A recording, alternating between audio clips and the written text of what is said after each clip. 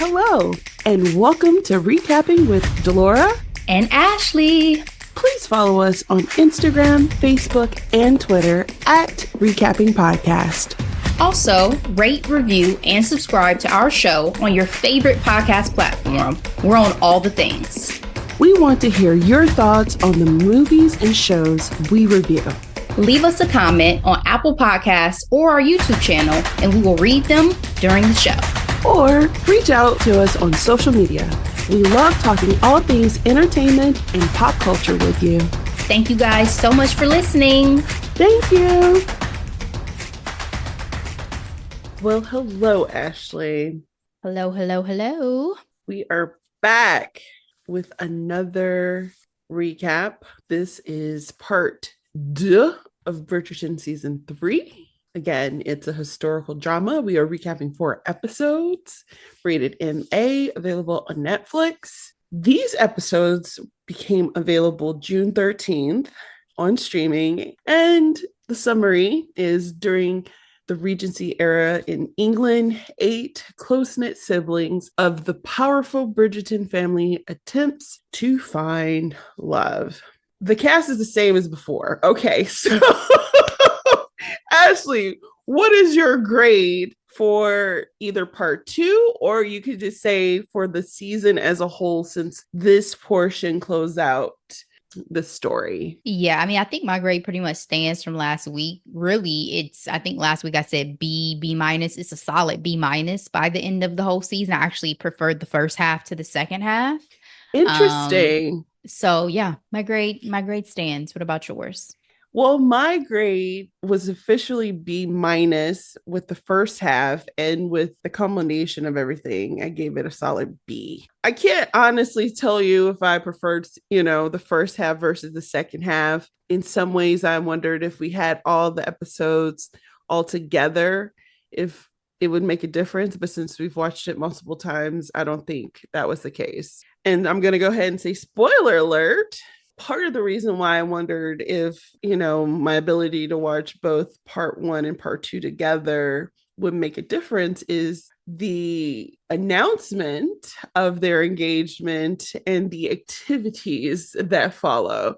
So I have to say, one of my favorite lines in Whistledown this season is when she talks about a surprise, one part being secrecy and the other part being speed. Announcement came with great speed indeed. What joyous news of Penelope and Colin being engaged. And as I did in the previous recap for part 1, here's a rundown of everything that goes down here. Announcement of the wedding for Pollen. Cantony is pregnant. The uncovering of Lady Whistledown is afoot. The reconciliation of Eloise and Penn, as well as Lady Danbury and Lord Anderson, as well as the Featherington sisters. Franny's. In my notes, I got tired of writing Francesca.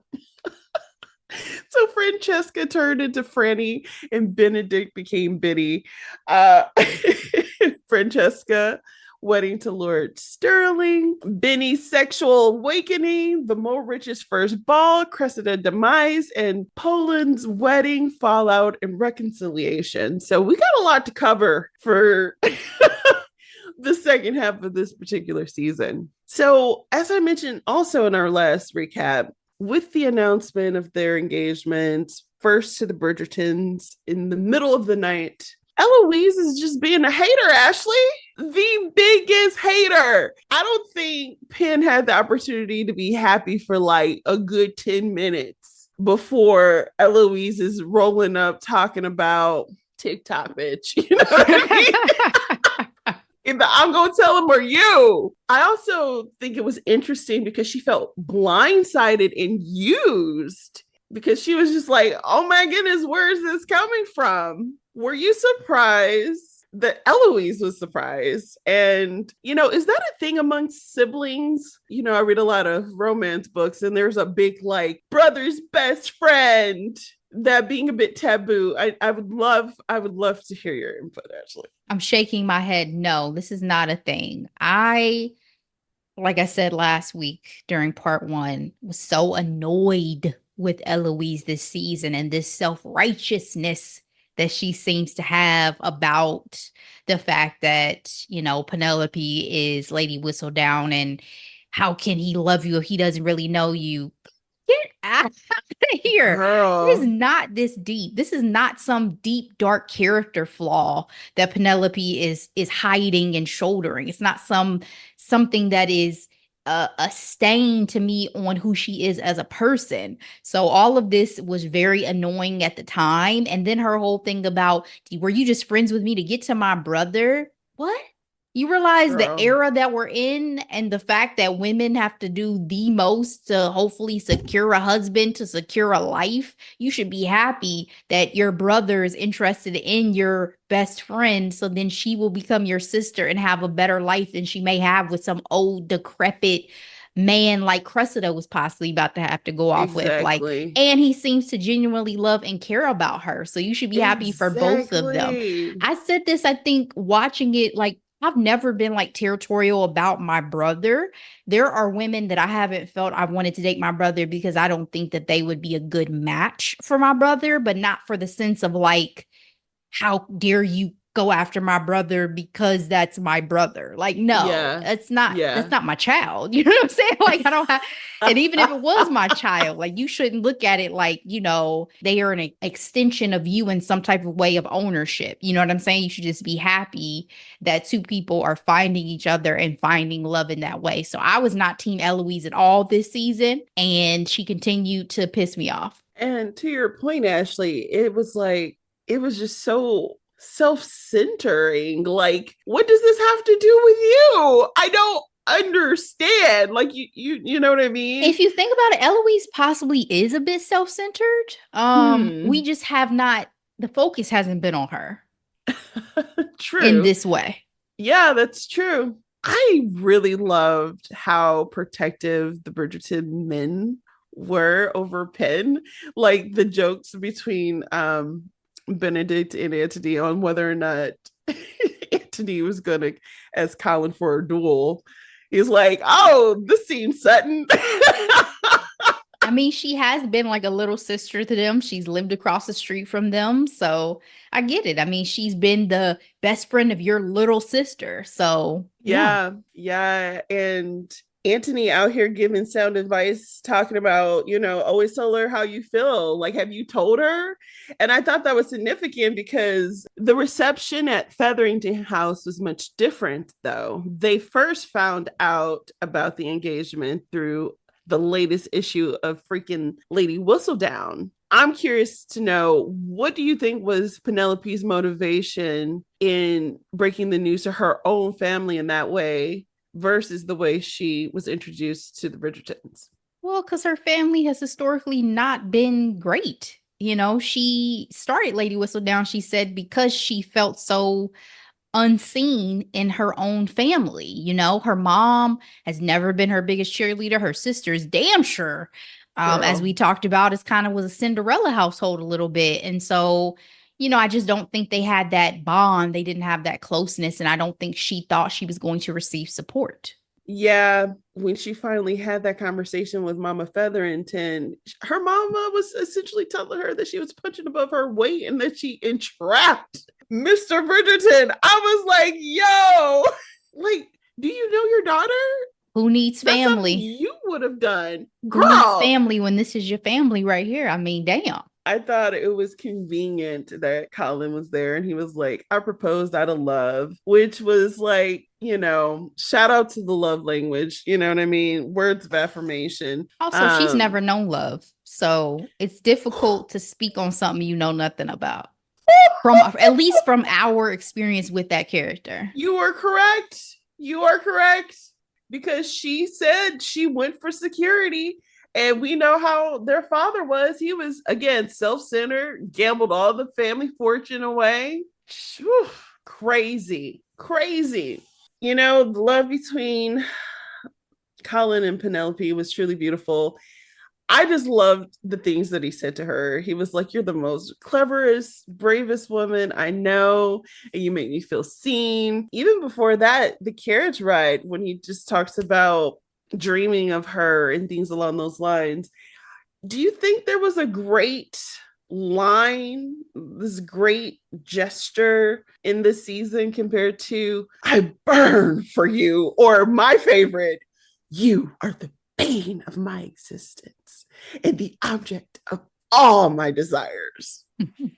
I can't say that I feel it, but I've said that this season did not do it for me in terms of the romance. And it was so scattered that you just had your attention being pulled in multiple directions, right? It was not just a focus on pollen. So, no, I can't say there was anything that moved me. If anything, it felt like they were bitches in heat sometimes with the the panting that went on whenever they were near. Goodness, part of me thought, like, was the panting a strategic idea for Nicola's character in particular because she had the boobies? You know what I mean? It's like bringing attention to the cleavage. I don't know. She did have great cleavage. Not And sure. a girl. And then the amount of times he said Penelope, Penelope. I would be drunk if it It was a were drinking game. a drinking game. Truly. You know, you talk about this all the time, how you feel uncomfortable during sex scenes. And for me, it's neither here nor there. I don't have any major objections to it. But when I tell you that this sex scene was one of the most intimate feeling, I felt like I was intruding on the moment. And there is a beauty in it, but then I also felt like it was a bit slow at the same time, where I'm just like, oh, we're watching him put it in. Okay. Yeah. Like, I don't need you looking me in my eyes during this. Girl, That's too much. And it was a also, lot. it's again the whole thing of like she's a virgin and she's experienced these things for the first time, even though you were just literally out with some prostitutes the other day. Like, there's a lot that goes into some of these scenes of this era.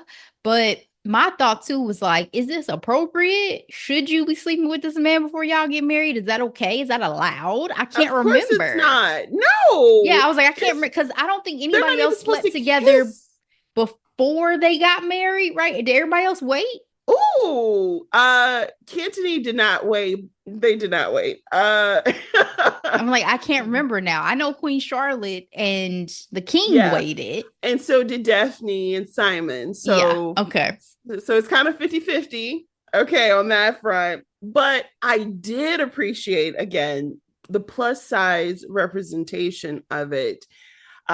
Because I honestly cannot remember the last time I saw a woman with body yaddy yaddy getting some love on the small screen, the big screen. Like I really don't recall. Can you? I mean, I feel like I watch a lot. So, yes. I mean, Full body women getting it in. yeah. I feel like I watch a lot of things though. So, body shapes and types are plentiful depending on what you're watching and when you're watching or what have you, right? So yes, I do feel like I see it, but again, my definition maybe of like full figure may not be some other people's, because I'm like, she just looks like a woman to me. Like, that's when I think of like what is a woman. Women are voluptuous and women have breasts and hips and thighs and booties and these things. That's a trademark of a womanly shape. Women come in all different sizes, obviously, but that she just looks like a woman to me. So I don't even think of it that way. But if it is great body representation for others who feel like they don't see their body represented often in these moments, I love it.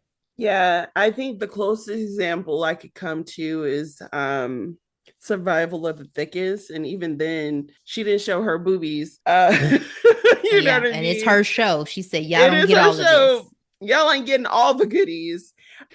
She got love doing in But First Wives Club too, that she was in. did she? Her and Jill Okay. Scott. Her and Jill Scott. Yes. That's what Okay. I said. I mean, it's out here. It's definitely out here. I think it's worth mentioning the popularity of the show compared to the other shows as well. That's true. And I think, her actually being the focus of such a popular show. Again, that's why I hate that I didn't love it as much, because I think what they were doing is fantastic. It has nothing to do with their performance. I think it has a lot to do with the writing and the direction and the pacing of this. I don't agree. I think if she had a different male lead, this would have been hot. Ooh, That's just my two ooh, cent though. Like again, I think he's ooh. handsome and lovely when I see him in real life. Them for the show, give her somebody else. Like I just don't. Colin did not do it for me. Give her another lead, and this could have been sizzling. This could have been So you're fire, trying to say caliente. Lord Dublin could have been a better fit? I didn't say that. I don't want to see them in a sex scene together I'm either. being stupid. No, But ma'am. fun fact, I did not say this in our last recap. Lord Dublin is a brand new character. There was no love triangle in the books. So it was all for the show I and to think it build helped. tension. I I think it think it did helped. too. And I think, again, it plays into the whole desirability conversation too, right? She had options. She had options. By royal proclamation, the queen is asking for evidence of identifying Lady Whistledown for £5,000 reward, essentially the unmasking. She was like, there was just too much good news going on in this latest issue. She didn't talk about me messing up with Francesca being my diamond.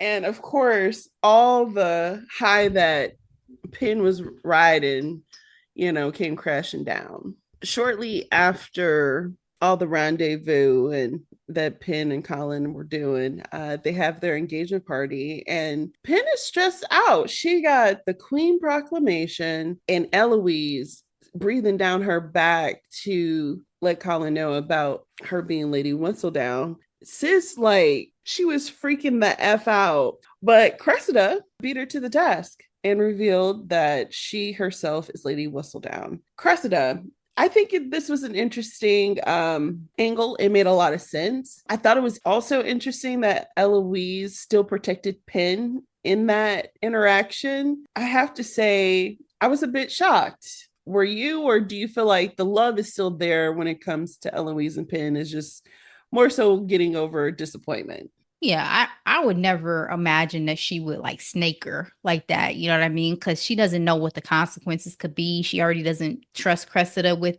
much. So, like, I could see her telling her brother, but she not gonna tell this two-faced bitch who may, go run and tell the queen. She ain't trying to get her got in that way. So it made total sense to me. So Cressida got the Ton talking about her latest revelation. Penelope is now pissed because she's like, first of all, she felt this pressure of like letting Colin know. And now Cressida, her nemesis, is taking credit for her hard work. But Cressida's revelation didn't really go very well in her own household. She lost her betrothal to a man who could have been her granddaddy, and her dad was upset that he was no longer accepted in society, and he was like, I'm going to kick you out and send you to my sister. I think it was really interesting this season when it came to Cressida, though, because they did give her humanity, and I did feel sorry for her to a point, but at the same time, her actions were so self-centered that it was hard to feel sorry for her for very long. What was your relationship with Cressida this season? Like I said, I didn't see her as this big villain at all. I felt for her in like the situation she found herself in. She was desperate and trying to figure out how to get out from under the thumb of her father. And I think the whole choosing to try to be Lady Whistledown, it didn't feel like a real crime because she was thinking, well, who's it really hurt? If anything, Lady Whistledown wants to stay in the shadows, so I'll claim it. I can get the money. I can go on and be on my way. So I didn't see the harm whatsoever in her like pretending to be Whistledown, going down this line. Now, obviously, to her mama's point, she didn't have what it took to be Lady Whistledown, Girl, unfortunately for her. That was quite funny when she made her attempts. But yeah, I mean, I think it's hard to judge someone who is living in that era for things because we have no idea what it would have felt like to be in that situation and possibly because I can't find a man to marry me. My daddy's about to send me off to another country to go live with my aunt and live out my days as a spinster. You know what I mean? And what that life may look like for her. So I did feel bad for her. Yeah. And they were summoned by the queen. And she was like, okay, you'll get your money once you put out this latest issue. And I was Yeah, because if like, there's one thing Queen Charlotte ain't, she ain't no whoo, dummy. she ain't no dummy. She told her to her face, she's like, Lady Whistledown is observing. What have you observed other than yourself? Man, shout out to India because there have been moments throughout the season where I'm like, I wish I could see India deliver that line. She would have killed it. Like, you know what I mean? I want another season of Queen Charlotte. I don't think it's gonna happen, but I love living in that world, especially when it's good. When it Yeah. got bad, it was really sad. But when it But there was was a good, lot of bad and sad. yeah, but I choose to usually watch the first half of that season and just really get to like live in it and have some fun. So Preparations for the wedding is underway. Mama Featherington and Mama Bridgerton are working together. Again, these heart to hearts between Penn and her mom was really interesting. She talked about your life as a wife, you're supposed to cater to your husband. And Penn was like, what about my dreams? And she says, what dreams ladies have are the dreams of their husbands. You know, living in 2024, there's some men out here that seriously believe the same thing. Like, there's no evolution in that thought. My dreams are your dreams. Your dream is to help me reach mine. yes. I don't yes, that is some men's mindset, unfortunately. As if we are not fully flushed out human beings as well. Penn and Colin are still in their engagement bliss. I thought the scene of them at the church service was one of the sweetest, most romantic interactions we got out of them. With them just her letting him know, I have always loved you. And he said, I will spend a lifetime begging for your forgiveness for not seeing it sooner. So he was really feeling bad for not understanding the depths of her affection. I have to say, I still find it hard to believe for guys to just switch it on like that. You know, we kind of speculated in our part one potential areas where he probably was like, oh, I do love her. But again, it was very self-serving to a point. He was like, you always made me feel seen. Your words always made me happy when you wrote to me. It's just like, is that what she's good for though? Making you feel good about yourself? Well, remember that line from The Fault in Our Stars? I fell in love slowly and then all at once. Oh, yes. That could be this, right? Like Yeah. it just clicked one good kiss. It just clicked. Like, oh, I've had these feelings for you all along, but in this moment, they've come into focus. I'm glad that you said that because y'all don't understand what The Fault in Stars means to me and Ashley. Like that was like one of our first book movie combo and it just ruined us. I'm getting teary-eyed now thinking about that That mess. was such a devastating Girl, story. I have never truly. trusted you with my heart again in fiction because I'm like, you just tried to utterly destroy me on our first book No club idea. No reading. idea. And I mean, the film did not make it any better. It was so beautifully heartbreaking. It was done so well. It was one of the better film adaptations, right? I hated that Shailene and Ansel went on to like be siblings and like That was and gross for yeah, Divergent. and yeah, because I'm like, they had such a great love story in The Fault in Our Yes. Stars. How y'all gonna all of a sudden Divergent, Insurgent, all these now they're siblings. Somebody wasn't thinking good enough or something. I don't know. That was in poor taste. I agree. But to your point, I think that's what made Colin the least toxic out of the Bridgerton universe of men, where it's like identify the feeling, and was like, yo, you about to be my wife. Let's go. Let's go. Are you coming Whereas or not? exactly. So shout out to Colin in that regard. Again, thinking about Big Sean. Janae, I go. Again, just love her well or leave her alone. Like, love her well or leave her alone. Ain't that a word? All right, what else is going on in the ton? More notably, Lady D, my fave, Lady Danbury, and her brother Lord Anderson finally had an opportunity to talk through their issues, because the way she was snubbing him, you would have thought he kicked her dog or something. And she tried to escape the marriage that she was ultimately committed to, and her brother told the father and stopped her escape. I have to say, Ashley, that does seem like a betrayal, but really, Lady Danbury, like, he was 10. Why are we holding a grudge off of a 10-year-old's action? Lady Danbury is petty AF for this. I remember watching it and being like, you're kidding. You're holding something against your brother that he did when he was a 10-year-old? And he's sitting here, y'all full grown. You got gray hair and a cane? Girl. Like, girl, you got to be better than that. I was actually disappointed in Lady Danbury for that. I'm Me like, your too. brother seems so kind, so sweet. He wants And to have a good relationship with you. And I'm thinking like, oh, he must have done some shit, right? Because we know Lady Danbury. We cool with Lady Danbury. Once he said he was 10, I said, shut the fuck up. Like, I'm done listening.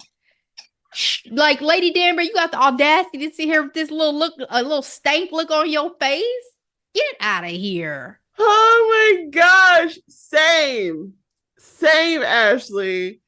Girl, the Mo Riches throw their first ball at the advice of Lady Danbury. At this point, their gentlemen's club is closed and they are now officially a part of society. Were you impressed by their floor centerpiece?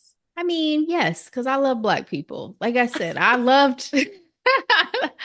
I'm rooting for them. When the queen came in at first and she was not impressed, I said, oh no, we're not going to do this. I'm rooting for everybody Black. And Charlotte, I need you to get it together and root for these Black people coming up in society and, you know, supporting them. So once it came and she was like, oh, you know, she impressed. Okay. Sometimes she got to step back. Like, sometimes Charlotte got to take 2 steps back and remember what it is.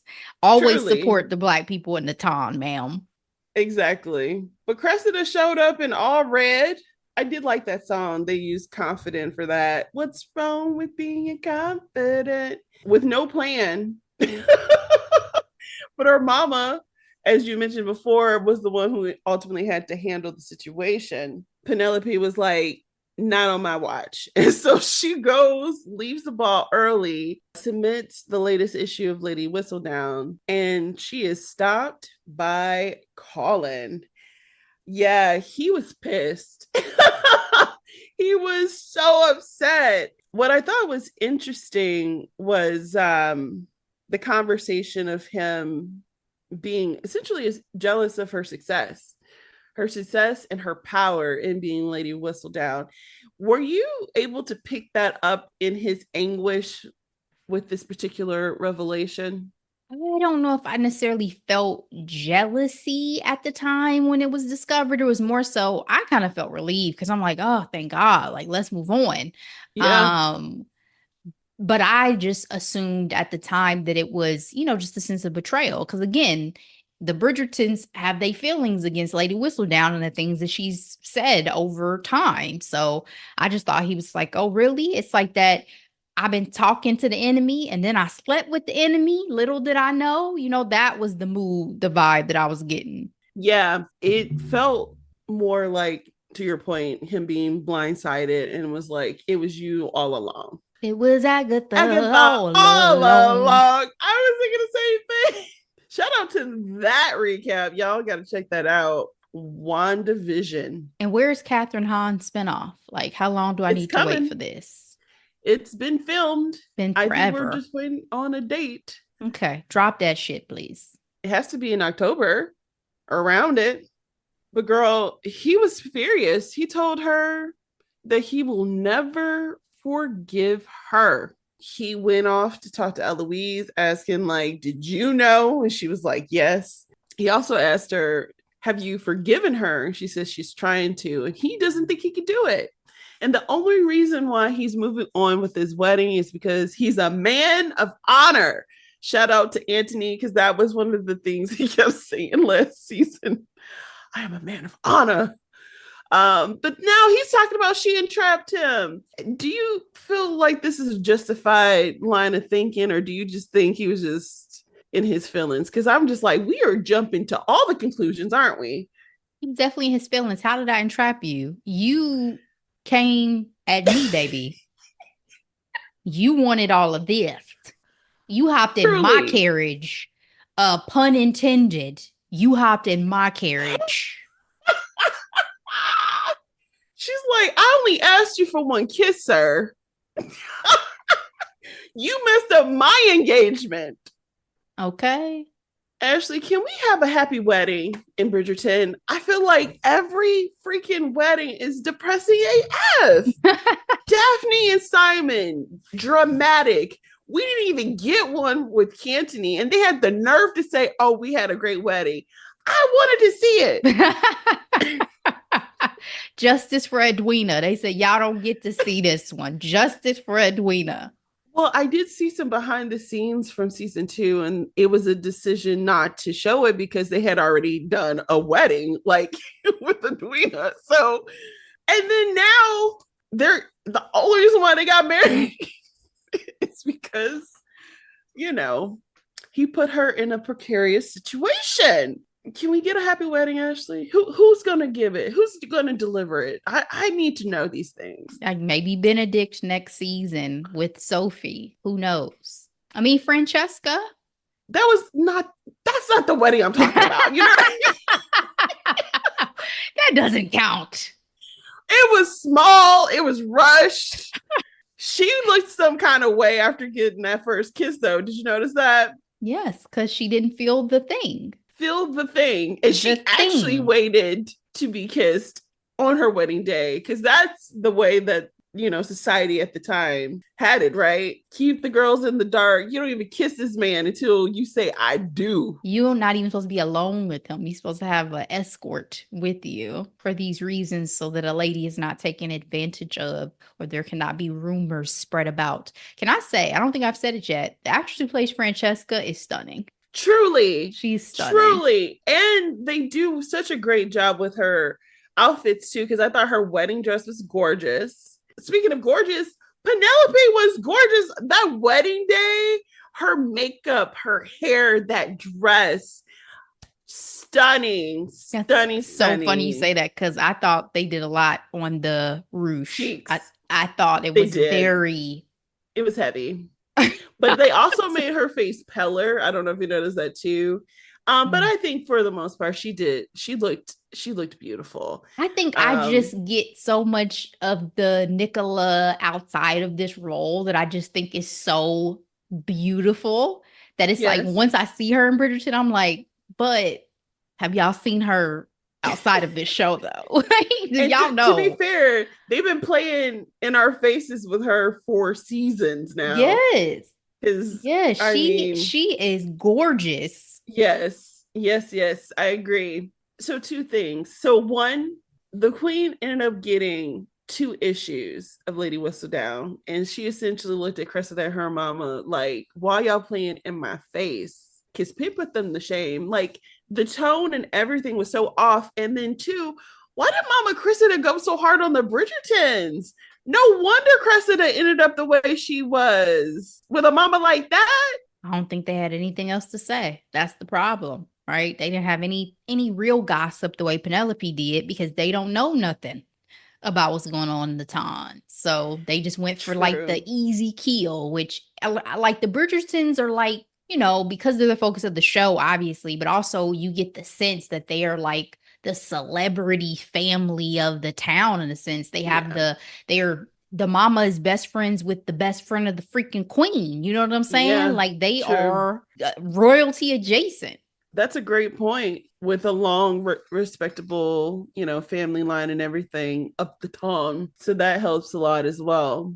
Penelope is out here wavering whether or not to keep the situation going or not because Colin is giving her the fifth degree. I love that she has this camaraderie with Genevieve. She was just letting her know, like, I think I'm putting my pen down. And Genevieve was like, essentially, remember who you are. We were two single ladies doing the thing, and now you get married and you want to drop it because he said so? I think the F not. I think points were made. Ashley, what do you think?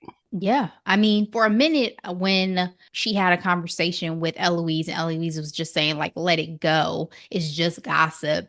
For a minute, I was like, yeah, I guess it is just gossip. Maybe you can't let it go. But then I was like, but it's your career. Like it'd be like the equivalent of now someone telling you or kind of belittling what you do and saying, what does this matter? Just go be a housewife and have some babies. And it's like, but no, this is a passion of mine and I'm good at this. And Exactly. This is it my makes a gift. difference. Like people clamor to hear what she has to say. Like she is a good power writer. She has the eyes of the queen, you know? Like it's a big deal. So no, I do think it would be her losing a big chunk of her passion and identity if she were to give up her writing. Yeah. And of course he finds her in the streets after talking to Genevieve. And I think this is a really important overarching conversation of he essentially was like, what am I good for if you're out here making all the money, doing your own thing independently? I'm trying to figure out what I'm doing with my life. I might put my journal to print, but you actually have the power and the talent. Like he felt like she was trying to come at him sideways when she offered to edit his journal. And I'm like, no, she did that because she loves you, sir. Why are you so stupid? And at the end of the day, she was like, just love me. That is what you're good for. Can you love me? Can you, be kind to me? There's more to taking care of somebody than the actual being a provider of things, right? I'm not Ashley, I'm not a man, so like I struggle with this because I don't know if it's the way that men are conditioned in society that makes them have such strong feelings about being needed in certain ways, or if it's the whole nature versus nurture. Is it in their makeup? I don't know. But for sure, like it was very beat my chest, I'm the yep. man moment, and Colin is supposed to be the more sensitive of all these men and all these things, and he still has these feelings. So it Yeah. was a bit disappointing. But at the end of the day, to your point, in partnership, in marriage, in life, you are more than what you can provide in terms of finances or what have you. Like she doesn't love you or care about you because of the money that your family has or anything like that. Like she's loved you for the human being that you are, and that's all Penelope's ever needed. So hopefully that's why you love her as well. Truly. They have their wedding. The queen crashes their wedding because at this point she realizes whoever is Lady Whistledown, she is connected to the Bridgertons. I do appreciate how Lady Danbury was like, okay, so you find her, then what? You want her to stop the column? Like, what are our goals outside of unmasking her? But yeah, the Bridgertons were confronted. Francesca was like, I'm engaged. She's like, girl, we ain't even talking about you no more. Oh, that tickled me so much. But yeah, no one stepped forward and she was like, I'm keeping an eye on y'all. And again, Colin still wants her to drop Lady Whistledown. Their wedding night, he out here sleeping on a couch. And Cressida, she finds out the true identity courtesy of red hair. Cressida wasted no time. And, the pressure is on. Her aunt is coming to pick her up to go to the country. Obviously, didn't get the 5,000 pounds from the queen. And she blackmails Penelope and she wants double. The Avengers assemble, Ashley. We have Colin, Penn, Lady Featherton, and Eloise coming together to figure out what they need to do to overcome Penn's biggest hater, Cressida. Mama Featherington is furious. And I'm just like, aren't we calling the kettle black though? Finding out she's living off the money the cousin stole from the Ton. I just thought that was so funny because it's like, to your point earlier, they're all hustlers, right? Like, yes, we gotta do what we gotta do in this man's world. Colin had the bright idea, Ashley, to have a conversation with Cressida, to tap into the heart of things, so to speak. Who thought that was a good idea, Ashley? Who thought that was going to be a good idea and actually work? Because I did not. Well, I mean, because he doesn't know what's motivating her, right? Like he doesn't know what she stands to lose if she does not get this money that she's needing. So, without knowing someone's motivation, you can't cater to it, I guess is the best way to say it. Yeah, he made things worse, Ashley. She asked for even more, essentially 20,000 pounds and a column to restore her name. I was like, she said, and the cherry on top. He was willing to lie to his brother to get that money, by the way. She was like, nope, I don't need for you to do that. We're going to confront this head on. Pam went ahead and invested in her sister's ball. I love, this is the biggest moment of the season. She was ready. She had the bowed hair, the bow makeup, the clothes. The queen was summoned. She told the Ton that she was, in fact, Lady Whistledown. I love a couple of parts of her speech. She's like, my identity and my repentance and my plea. Like she gave that to the Ton. She said, it was no laughing matter what I've done. Never thought anyone would take her seriously. And she was just fascinated by the captivating lives they lived. Do you feel like this was the only way out of this drama with the revealing Lady Whistledown? Or do you think she could have taken another route?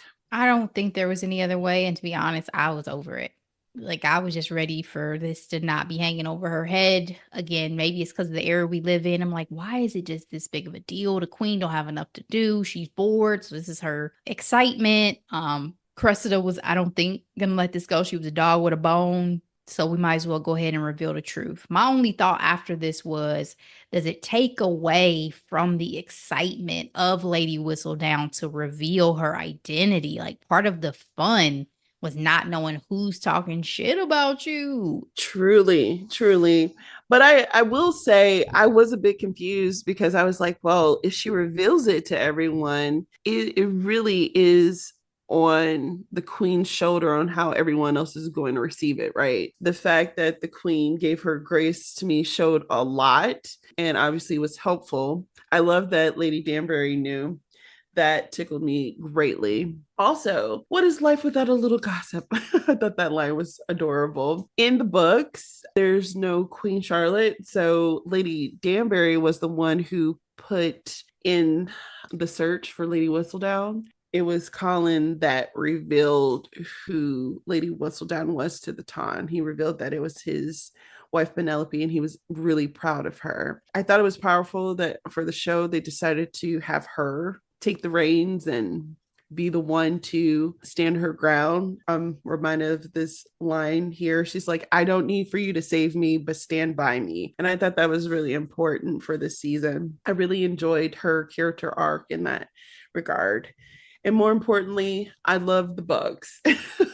I thought the butterfly was a wonderful, fitting insect or bug that was chosen because to me, obviously, it represents transformation. This season closes out with several things, Ashley. Benedict was telling Lady Arnold, you know what? Thank you for introducing me to Menage a Trois, but I'm good.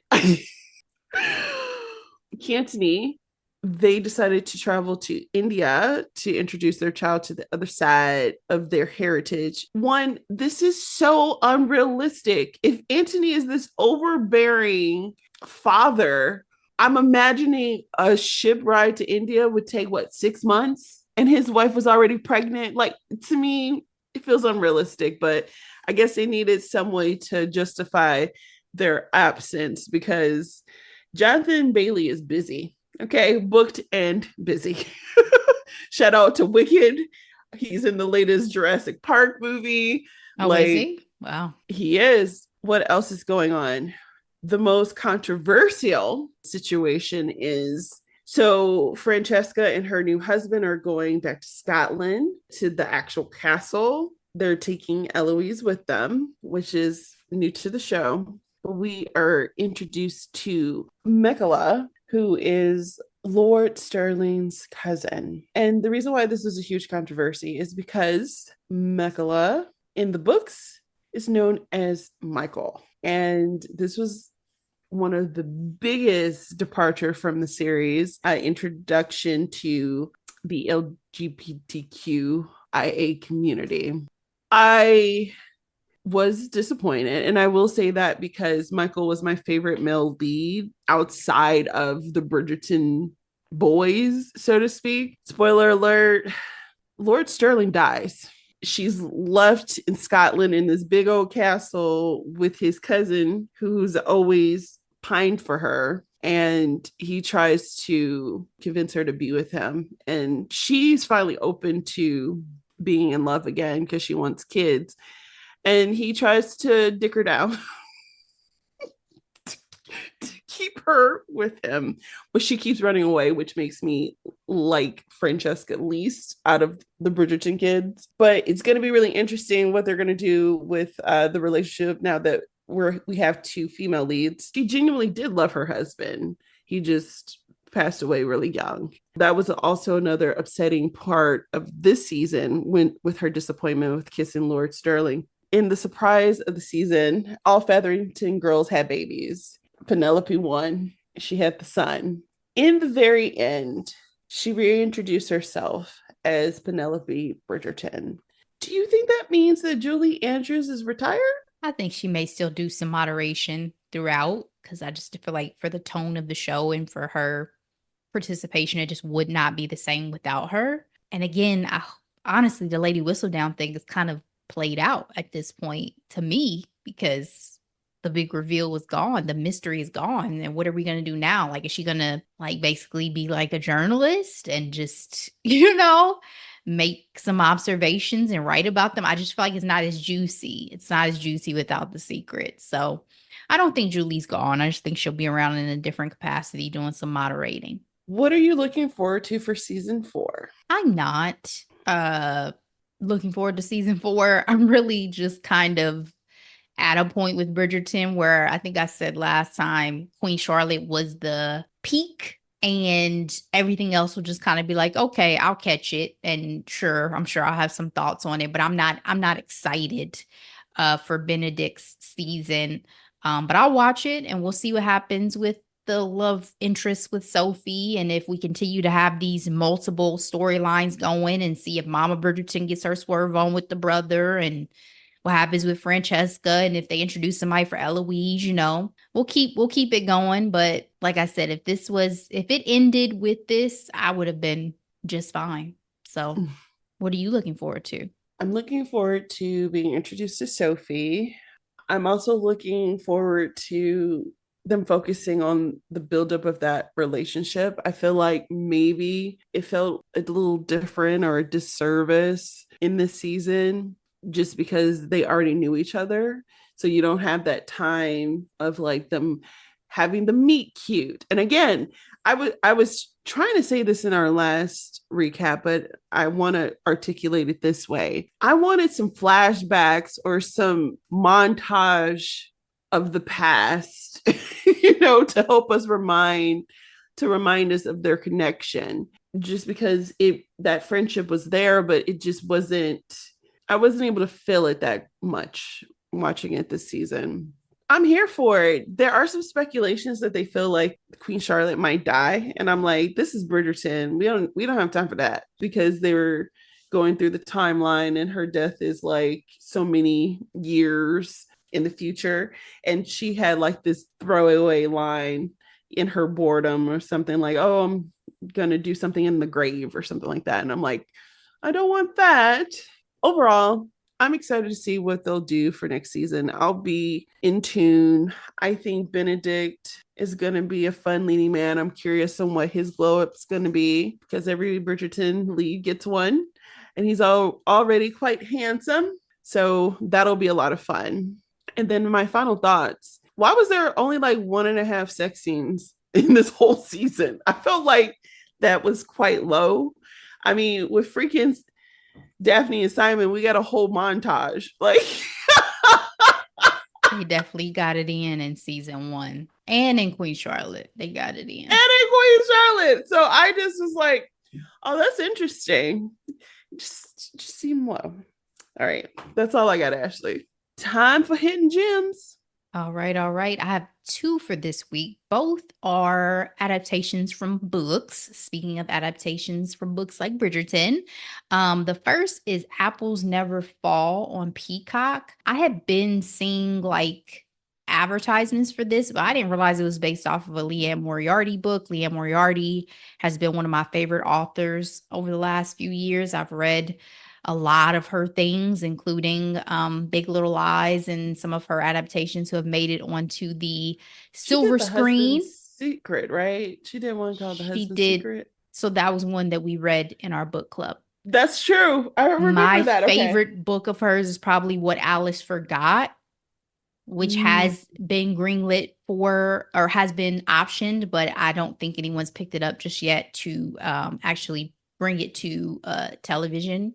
But this series is on Peacock, and it stars Annette Bening, Sam Neill, my girl Allison Brie, Jake Lacey. It's a family ensemble with Annette Bening and Sam Neill playing the mother and father.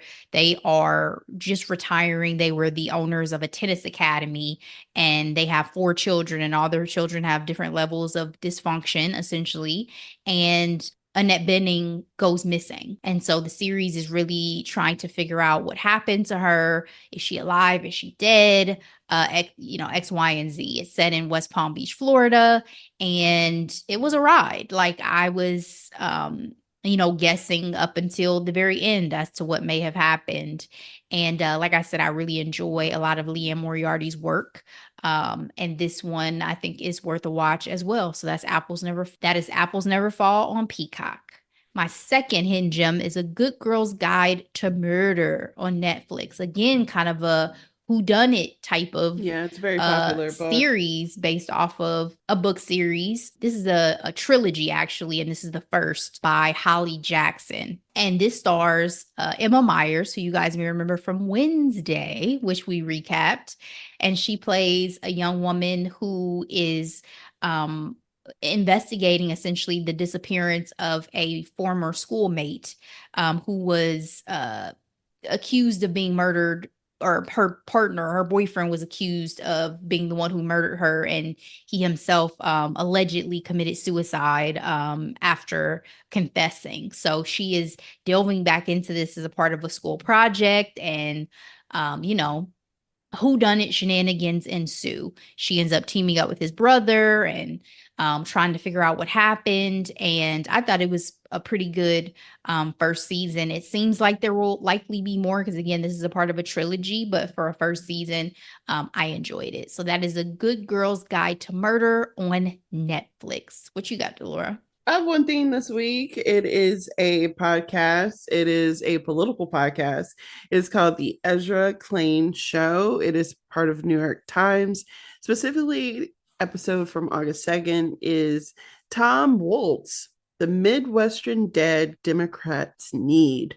I thought this was an important conversation, helped me get to know the new VP candidate and his policies and his personality. I shared it with my friends and family because I just thought it was a good source material because, for many of us who aren't a part of Minnesota, he kind of was picked out of obscurity. You know what? I'm here for it. So that's what I have this week, Ashley. All right. All right. Well, guys, thank you so much for sticking with us for this recap of Bridgerton season 3, part 2. Please let us know your thoughts when you get a chance. We'd love to hear from you. Please share this episode with everybody you know. We will be back. But in the meantime, as always, be blessed. Bye.